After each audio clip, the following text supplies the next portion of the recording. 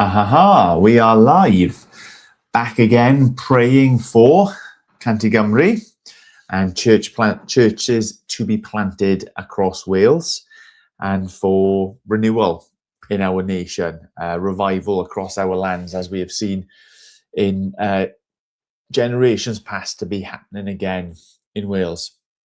I really would recommend heading over to 100.cymru to reading, to listening, to finding out more about that vision.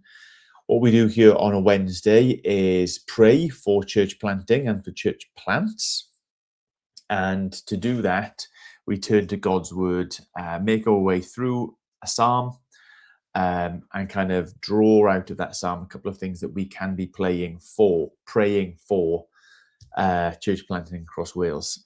So today, plan is to look at, if I can remember how to organize my screen properly, to look at, there it is, Psalm 105. Yeah, I've got it there. So I'm going to read this and then a couple of reflections and then use that to fuel prayers for church planting across Wales. Listen to my words, Lord. Consider my lament. Hear my cry for help, my King and my God, for to you I pray. In the morning, Lord, you hear my voice. In the morning, I lay my requests before you and wait expectantly. For you are not a God who is pleased with wickedness. With you, evil people are not welcome. The arrogant cannot stand in your presence. You hate all who do wrong. You destroy those who tell lies. The bloodthirsty and deceitful you, Lord, detest. But I, by your great love, can come into your house. In reverence, I bow down towards your holy temple. Lead me, Lord, in your righteousness because of my enemies. Make your way straight for me. Not a word from their mouth can be trusted. Their heart is filled with malice. Their throat is an open grave. With their tongues they tell lies. Declare them guilty, O God. Let their intrigues be their downfall. Banish them for their many sins, for they have rebelled against you. But let all who take refuge in you be glad. Let them ever sing for joy. Spread your protection over them, that those who love your name may rejoice in you. Surely, Lord, you bless the righteous. You surround them with your favor as with a shield. So what jumps out at us from this, especially when it's pertaining to praying for Wales, for renewal, revival, for churches to be planted?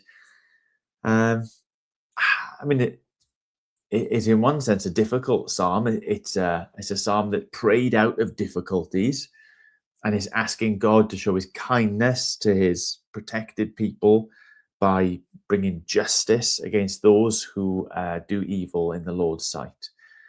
But one of the verses that just jumps out at me is verse 7. But I, by your great love, can come into your house. It kind of has a, if not for the grace of God, there go I kind of feel to it. We could read this and like take I'm better than everybody else, Lord. There's the people I dislike, you should dislike them too. But what it's saying is, I mean, we are all in that category of arrogant, false speakers, bloodthirsty, deceitful. What does it go down towards the end there?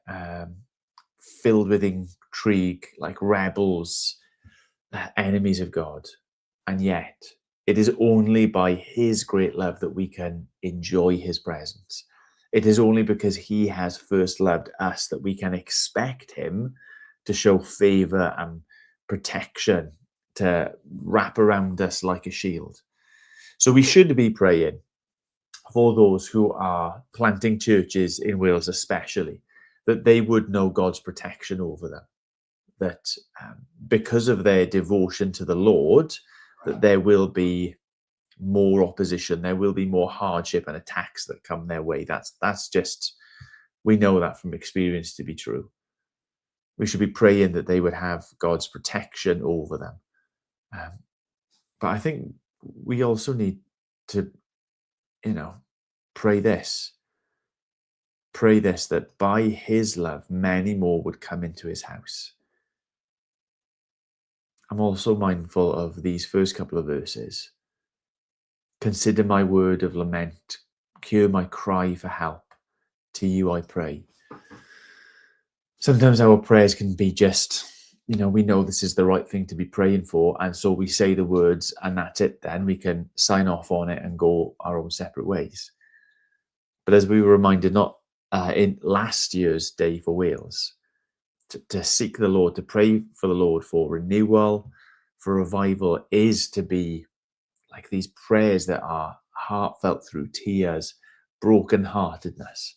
So maybe one of the things we can and ought to be praying for in terms of revival across Wales is that that we would be praying in that way, that he would break our hearts genuinely for the state of our nation, for the lost in our nation, for the need for him to come and fill and replace all of these, these other things that are being written about those who do not yet know the Lord. So protection for those who are planting churches, God's grace to be known by more and more. That is the only way that we come into his presence. I pray that he would actually move us and make us to be more and more people who care about Wales the way that he cares about Wales. Protection, grace, and that deep sense of care and concern. Okay, well, I am going to change this, not because I really like my face, but because I find it a little bit weird when I'm just the tiny face in the corner. And we're going to keep praying until we go and have our lunch. Lord God, truly you are the God who is worth coming before. You are the God who is worth approaching with all of our upsets, with all of our struggles, with all of our pains and anxieties, with all of our hopes, with all of our dreams, because truly you are the God who listens. Truly you are the God who can respond. Truly you are the only one who can do anything about the things that are on our heart. Lord, as we look across the nation of Wales, as we think about how big the project is of seeing your name made great in these towns and villages and everywhere in between, as we see the scope, the size of that project, Lord God, truly we have to come to you.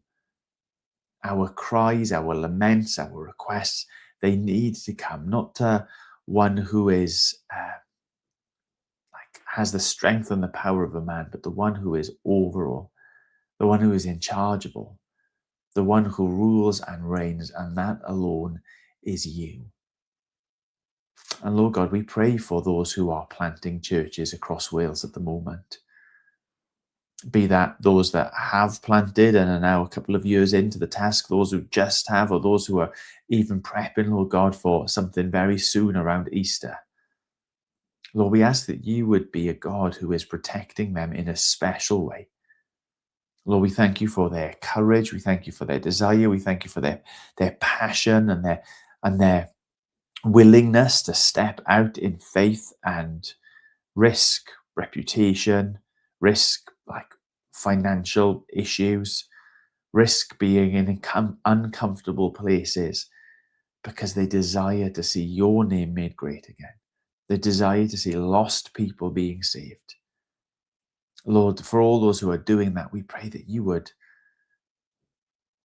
surround them with your love. Surround them like a shield.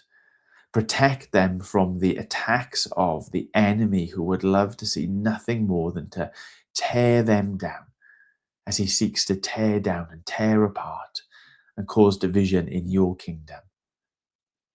Lord God, we ask today that you would be a protecting God in the face of opposition. And we know the opposition is there, Lord God.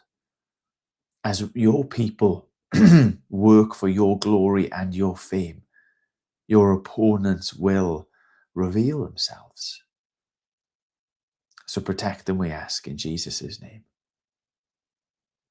And Lord, make them successful. Make them successful there, but for your grace, we go lost, hopeless, lacking peace, still guilty and condemned and weighed down by our shame. There, but for your grace, we go, Lord God, and we pray that your grace given to us in Jesus at the cross, your grace would be known by so many more people in our land. Lord, this ought not to be a niche revelation. This ought not to be a little secret that is hidden away in some corner, in some closet of Wales. Lord, this should be the truth that is on the lips. It's in the minds and the hearts, in the public perception of the entire nation. Lord, we, without Christ, are an arrogant people. We are a people full of deceit. We are a people who scheme and work to enrich ourselves and to, Lord, do that even at the detriment of you and your creation.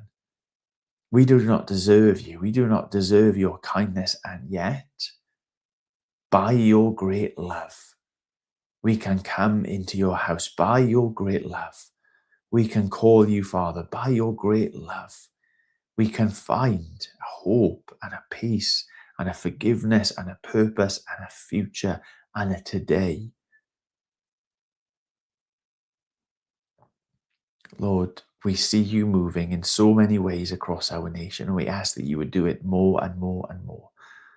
Lord, even in Ammanford, as we're preparing people for baptisms and we're hearing and we're seeing reports of baptisms elsewhere, Lord God, new life being birthed.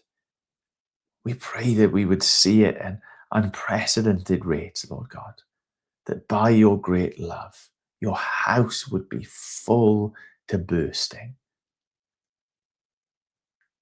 And Lord, can I confess, simply for me, maybe on behalf of many others, that when we come to you and we pray for this, it's not out of lament. Lord, it's a request, but it's not a cry for help, because we do not see how desperate the situation is. Lord, as we sometimes sing, break our hearts for what breaks yours. You are a God who looks and weeps over our nation with how far it has strayed from you, how far it has turned from the gospel of Jesus, how hard it has become to the Holy Spirit. Lord, you care about Wales, that we would care even just a fraction of that amount. Lord, do your work on your people by opening our eyes to the severity of it all, to opening our eyes to the hopelessness of Wales, and how powerful Jesus can be in transforming people and communities, and yes, even a nation. So be a God who shepherds, be a God who protects, be a God who opens blind eyes to the truth, be a God who wakes up a slumbering church, an indifferent people, that your cause might once again be our cause. As we follow Jesus, seeking to shine your light wherever you have placed us, we ask in his precious and his glorious name. Amen. Amen. Well, I'm going to pop off and a video is going to play. So if you want to stick around and watch that, find out more about what Canty Cymru is all about, then I think that would be really helpful. Peace. What would it take to see 100 healthy churches planted in Wales in the next 10 years? A little under 200 years ago, Christmas Evans, one of Wales's most prolific church planters, said this: "Perhaps there has never been such a nation as the Welsh, who have been won over so widely to the hearing of the gospel. Meeting houses have been erected in each corner of the land. There is virtually no other nation whose members have professed the gospel so widely. Fast forward to the turn of the 20th century, historians estimate that over 90% of the population worshipped Jesus each week, even before the 1904 revival swept through the land. We might have been forgiven for thinking that the glory days would never end. And yet, most people growing up in Wales in these days are confused or clueless about who Jesus is and what he's done for them. And the question is, how will we respond? Will we respond with faith or fear? Will we respond with ambition or apathy?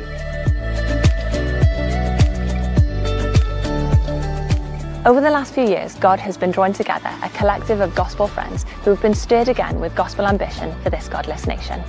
And into this group, he has birthed a deep concern for his glory in Wales and a vision to see 100 healthy churches planted in the next 10 years. And we want you to be a part of it. We're calling this initiative Cant i Gymru, which is 100 for Wales in Welsh. This isn't about any one network or denomination. It's not about any brand or tribe. We want to partner with anybody who loves Jesus and loves Wales and wants to work together to see the gospel transform lives and communities across the whole of Wales in both Welsh and English. So the strategy is simple. We're going to pray like the glory of Jesus and the lives of millions of people are at stake. We're going to raise up an army of ordinary intercessors to ignite 100 hours of prayer a day for church planting and revival in Wales. We want to inspire a fresh wave of pioneering leaders from near and far to reach every corner and community of Wales in the years to come. We will work to equip planters and their teams, partnering with the many great organisations already at work in Wales. And then we hope to send them out into the harvest fields, all the while providing a relational community for support and encouragement along the way. Whoever you are, wherever you're watching this video, we would love you to join our army of ordinary intercessors. Would you give us just 15 minutes a week to pray for church planting and revival in Wales? You can sign up online at 100.cymru. Or maybe you're feeling inspired to play your part. The Holy Spirit is already stirring the hearts of men and women across Wales and the world to get involved. If that's you, whether it's to get trained to plant a church, be part of a team, or be involved in some other way, we'd love to hear from you to see how we can help, encourage and support. Finally, church leaders, we'd love you and your church to join us on the journey. Let's work together to see the tide turned, churches planted, and the praises of Jesus resounding in this precious nation again. Let's connect and dream together. And so as we step into this initiative together, we do so aware of where we start. Many of us in Wales feel small, weak, defeated, and fearful. But our confidence is in a God who uses such people to bring great change by his power. Like David before Goliath, we sense that now is the time to step forward with purpose, ambition, and courageous faith, trusting that God will use the little that we have to bring great glory to his name.